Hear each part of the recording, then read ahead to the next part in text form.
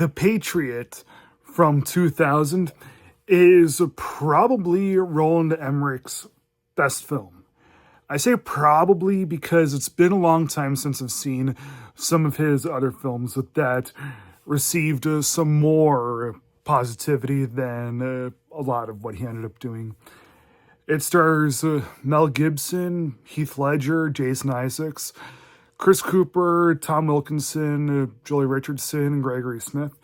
And it's about the American Revolutionary War. And frankly, the way that this movie plays out, okay, it's called The Patriot, okay? So the movie is going to be pretty one-sided, I guess you could say, in terms of, like, you know, you got to make all the Americans the good guys. You got to make the Brits the bad guys. Although the movie does try to have some gray area with some characters, the overall generalization in the film is all the Americans are good and all the Brits are bad. French, they align with the Americans, so they're good. So the movie came out 5 years after Mel Gibson's crowning achievement, which was another war epic set to several centuries ago, Braveheart. And when this came out, a lot of people liked to say in a nutshell that The Patriot was Braveheart set how many centuries later.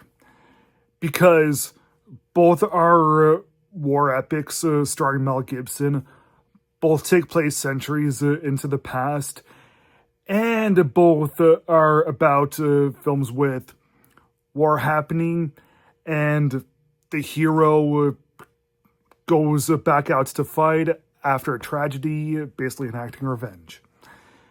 Now, again, it's a nutshell way of saying it, but that's how a lot of people were thinking back in 2000 when this movie came out. So Mel Gibson plays this man named Benjamin Martin, and he's widowed, and he has 7 children, 5 boys and 2 girls.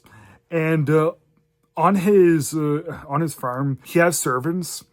They all happen to be black, but he treats them with the utmost respect and dignity. And frankly, they really love working for the Martin family. He's raising his kids perfectly fine. While the American Revolution is going on, his oldest son, Gabriel, who's played by Heath Ledger, really wants to enlist because he's of age and he wants to really show his patriotism, show how heroic he really is. But because Benjamin himself used to be a warrior way back when, he really doesn't want any part of the family being in it. He doesn't want any of his children to fight. He doesn't want to fight himself. But Gabriel enlists anyway. And after some time, when Gabriel returns and some of the Brits come to take him away, more tragedy ends up happening. Essentially, Ben has really no other option but to be with Gabriel and fight on the battlefield himself. Because the American Revolution, it's spreading, it's getting worse, getting more violent, and there's no possible way of him actually getting out of it. In order for him to make sure that all of his family members are kept safe, he has to pretty much fight fire with fire. I mean, like, he's such a good warrior, and he knows that Gabriel is too. He has to protect him, protect the other soldiers, and really lead America into victory. So as I said, the movie, it does explore some gray areas.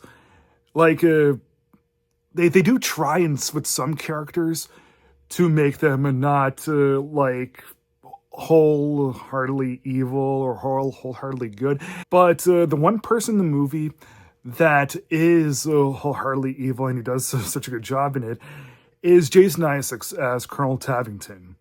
He's the antagonist of the film, and even though this movie is fiction, and I don't know a whole lot about American politics, like way back in in the 1700s, like this movie takes place in.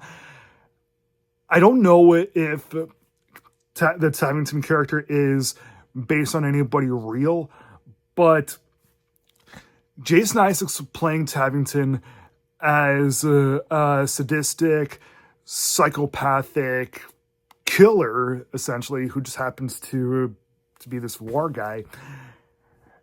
Like he does such a good job with this that it's real. He felt so real, and because war is happening, it seems like someone like that, a psychopathic person, would thrive in war situations. As depicted in the film, there are some good Brits. In the movie, you gotta have a villain, and you gotta make him believable, really. And Jason Isaacs, as that believable main villain, was really good. So I'll admit, The Patriot is a really good movie, but it's no Braveheart, I'll admit. This movie is about 2 hours and 45 minutes, and frankly, it didn't need to be that long at all. It really could have been shaved by like 45 minutes. So yeah, the pacing in this movie isn't perfect. Maybe some reservations here and there that prevent this movie from really being one of those timeless war epics. Nonetheless, The Patriot is still an easy recommendation. So I feel like giving The Patriot from 2000 3 stars out of 4. Thanks for watching. Please like, subscribe, comment, and I'll see you again next time.